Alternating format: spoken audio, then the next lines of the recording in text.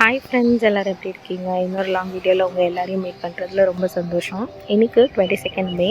இன்றைக்கி நான் மதுரையிலேருந்து திருப்பூருக்கு ஊருக்கு கிளம்புறேன். அதுதான் இந்த வீடியோவில் உங்களுக்கு ஷேர் பண்ணியிருக்கேன். காலையில் ரொம்ப லேசியாக இருந்ததுனால கொஞ்சம் மெதுவாக தான் எழுந்தேன். இன்றைக்கி டே ரொம்ப ஸ்லோவாகவும் லேசியாகவும் தான் போச்சு. காலையில் எழுந்தோடனே அக்கா ஒரு காஃபி கொடுத்தாங்க, சூப்பராக இருந்தது. எனக்கு இந்த மாதிரி ஓப்பன் ஸ்பேஸில் உட்காந்து நேச்சுரலான அட்மாஸ்பியரில் காஃபி குடிக்கிறது இல்லை இருக்கிறது அப்படின்னா ரொம்பவே பிடிக்கும். எனக்கு இந்த மாதிரி நேச்சுரல் அட்மாஸ்பியரில் இருக்கிறதுனா ரொம்பவே பிடிக்கும். அந்த மாடி போய் உட்காந்து ரிலாக்ஸாக ஒரு காஃபியை குடிச்சிட்டு அப்படியே சுற்றி இருந்த இதெல்லாம் என்ஜாய் பண்ணிகிட்டு இருந்தேன். எங்கள் அக்கா வீட்டில் ஒரு முருங்கை மரம் இருக்குது. நல்ல முருங்கைக்காய் நல்லாவே வளர்ந்துருக்கு. நிறைய முத்தின காயும் இருக்குது, நிறைய பிஞ்சு காயும் இருக்குது. கீரையுமே ரொம்ப நல்லா ஃப்ரெஷ்ஷாக இருந்தது. பக்கத்து வீட்டில் ஒரு மாங்காய் மரம், அதுலேயுமே மாங்காயெல்லாம் நிறைய காய்ச்சிருந்தது. நாங்கள் என்ன பிளானில் வந்திருந்தோம் அப்படின்னா, மாமியை பார்த்துட்டு அதுக்கப்புறம் ஒரு நாள் குலதெய்வம் கோயிலுக்கு போயிட்டு வந்துடலாம் அப்படின்ற பிளானில் இருந்தோம். பட் ஆனால் இங்கே போகிறதுக்கான சூழ்நிலை இல்லை, அதனால் இந்த தடவை போகலை. நெக்ஸ்ட் டைம் வரும்போது குலதெய்வம் கோயிலுக்கு போகலாம் அப்படின்னு முடிவு பண்ணிட்டோம். ஸோ இந்த தடவை அந்த பிளான் வந்து கேன்சல் ஆகிடுச்சு. மதுரையிலையுமே 2 நாள் தான் இருக்கிறதா முன்னாடி முடிவு பண்ணிட்டு வந்திருந்தோம். ஆனால் வந்து இங்கே வந்ததுக்கப்புறம் அது வந்து ஒரு 3 நாளுக்கு மேலே எக்ஸ்டெண்ட் ஆகிடுச்சு. அப்புறம் இங்கேயே ஸ்டே பண்ணிவிட்டு அதுக்கப்புறம் தான் நாங்கள் திருப்பூர் போகிறோம். இடையில இந்த நாய் கடிக்கிறதுக்கு வந்தது, அது எல்லாமே ஒரு மாதிரி குழப்பமான சூழ்நிலையாக இருந்தது. இங்கேயுமே போகிறதுக்கான சுச்சுவேஷன் இல்லை, அதனால அந்த பிளானை ட்ராப் பண்ணிட்டோம். பார்ப்போம் நெக்ஸ்ட் டைம் எப்படி இருக்குது அப்படின்னு பார்ப்போம். இங்கே நிறைய சிட்டுக்குருவிகள் இருக்குது, பக்கத்தில் மரங்கள் நிறையா இருக்கிறதுனால 4 மணிலேருந்து நல்ல சவுண்டு கேட்குது. எனக்கு இது பார்க்குறதுக்கும் ரொம்ப பிடிச்சிருந்தது. இந்த மாதிரி ஒரு அட்மாஸ்பியரில் இருந்தால் நல்லாயிருக்கும் அப்படின்றதும் தோணுச்சு. சென்னை மாதிரி ஒரு நெருக்கடியான ஊரில் இருக்கவங்களுக்கு ஊர் பக்கம் வரும்போது அது எவ்வளோ மனசுக்கு திருப்தியாக இருக்கும் அப்படின்றது சொல்லி எக்ஸ்ப்ரெஸ் பண்ண முடியல. அது உங்களை நிறைய பேருக்கு அந்த ஃபீல் இருக்கும்னு நினைக்கிறேன்.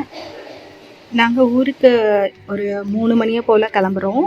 ஸோ காலையிலே கொஞ்சம் முருங்கைக்கீரையும் முருங்கைக்காயும் பறிச்சுக்கிட்டோம். எங்களுக்கு வேணுன்றதை கொஞ்சம் அம்மா வீட்டில் கொடுக்கலாம் அப்படின்ட்டு வேணுன்றதை பறிச்சிட்டோம். எங்களோட இந்த குட்டி பசங்களும் ஹெல்ப் பண்ணாங்க. நான், ரவி, குட்டீஸ் எல்லோரும் சேர்ந்து தான் இதை பறித்தோம். இதை மரத்துலேருந்து நேரடியாக பறிக்கும்போது அது அவ்வளோ சந்தோஷமாக இருந்தது. நம்ம கடையில் எவ்வளோ பணம் கொடுத்து வாங்குறது வேறு மாதிரி ஃபீல். பட் இது நம்ம வீட்லேயே ஒரு மரம் இருக்குது, அதிலேருந்து பறிக்கிறோம் அப்படிங்கும்போது இது ரொம்ப ஹாப்பியாக இருந்தது. இங்கே சென்னையில் பணம் கொடுத்தா கூட முருங்கைக்கீரைலாம் கிடைக்க மாட்டேங்குது, ரொம்ப ரேராக இருக்குது நம்ம இருக்க ஏரியாவில். இது இவ்வளோ இருக்கிறத பார்க்குறதுக்கே ரொம்ப சந்தோஷமாக இருக்குது. நாங்கள் கொஞ்சம் பறிச்சுட்டு வந்திருக்கோம் அம்மா கிட்டே கொடுக்கறதுக்காக. இங்கே நம்ம வீட்டில் அப்பாவுக்கும் அம்மாவுக்கு 2 பேருக்குமே முருங்கைக்கீரைனா ரொம்ப பிடிக்கும். எனக்குமே பிடிக்கும், ரவிக்குமே பிடிக்கும். ஸோ அதனால் நாங்கள் கைக்கு எட்டின அளவு பிஞ்சு முருங்கை கொத்தை எல்லாமே பறிச்சுட்டு வந்தோம்.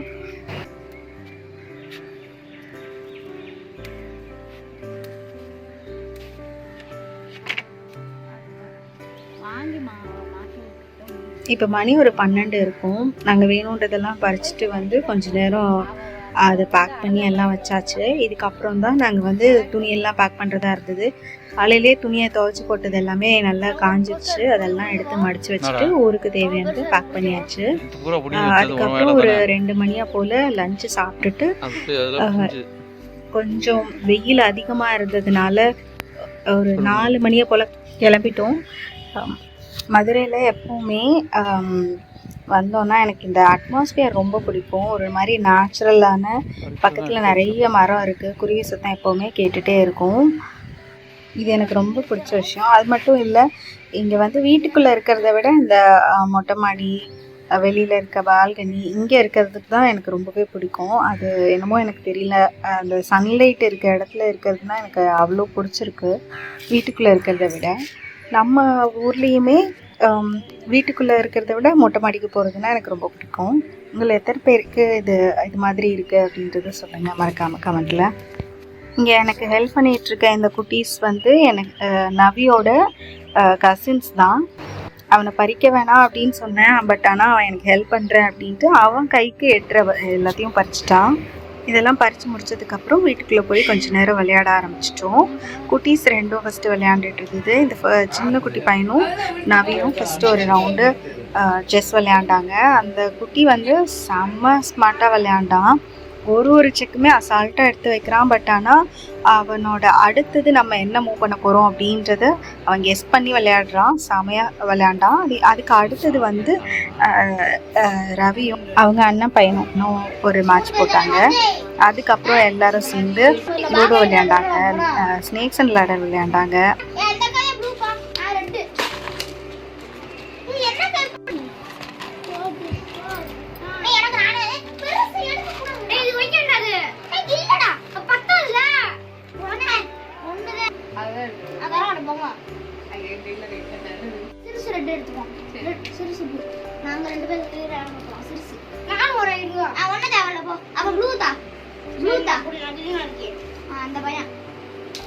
அதுக்கப்புறம் லஞ்ச்லாம் சாப்பிட்டுட்டு நாங்கள் ஒரு 4:30 மணியை போல் ஆட்டோவில் வீட்டில் இருந்து கிளம்பிட்டோம். இங்கே வந்து பஸ் ஸ்டாப் வரைக்கும் ஆட்டோவில் போயிட்டு அதுக்கப்புறம் பஸ் ஏறி தான் திருப்பூர் போகிறோம். நாங்கள் போய் ஆட்டோலேருந்து இறங்கின உடனே எங்களுக்கு ஒரு பஸ் ரெடியாக இருந்தது. அந்த பஸ்ஸில் தான் நாங்கள் ஏறினோம். இங்கேருந்து ஒரு 5.5 hours ஆகுது வீட்டுக்கு திருப்பூர் போகிறதுக்கு. மதுரை டு திருப்பூர் ரொம்ப லாங் ஜேர்னி மாதிரி இருக்குது. எனக்கு சென்னை டு திருப்பூர் போகிறத விடவே இது ரொம்ப லாங்காக இருக்க மாதிரி இருந்தது. மதுரையில் ஃபேமஸானது மல்லிகைப்பூ தான். பட் ஆனால் இங்கே எனக்கு இது விலை ரொம்ப அதிகமாக இருக்க மாதிரி இருக்குது. இது நான் கல்யாணம் ஆகி வந்த புதுசுலேயே கவனித்தேன். நம்ம இங்கே 1 முழம் அப்படின்னு விற்கிறது வந்து மற்ற இடத்துல அங்கே அந்த ஊரில் எப்படி விற்கிறாங்க அப்படின்னா ஒரு ஜான் அளவே வந்து 100 rupees அந்த மாதிரி விற்கிறாங்க. ரொம்ப விலை அதிகமாக எனக்கு தோணுச்சு. அதனால நான் அதுக்கப்புறம் மதுரையில் பூ ரொம்ப வாங்குறதில்ல. உங்கள் ஏரியாவில் 1 முழம் பூ எவ்வளோ அப்படின்றத கமெண்ட்டில் மறக்காமல் சொல்லுங்கள். ஒரு வழியாக 9:30 இருக்கும் நாங்கள் வந்து திருப்பூரில் இறங்கும் போது. திருப்பூர் வந்ததுக்கப்புறம் இங்கிருந்து ஒரு பஸ்ஸில் போயாச்சு. அதுக்கப்புறம் அங்கே மெயின் ஏரியாவிலேருந்து உள்ளே போகிறதுக்கு ஒரு ஆட்டோவில் போயாச்சு. நவி அதுக்குள்ளே ஒரு குட்டி ஸ்நாக்ஸ் சாப்பிட்டுட்ருக்கா. நாங்கள் வீட்டுக்கு ரீச் ஆகும்போது 10:30 இருக்கும். இதோட இந்த vlog-ஓட எண்டிங்க்கு வந்தாச்சு.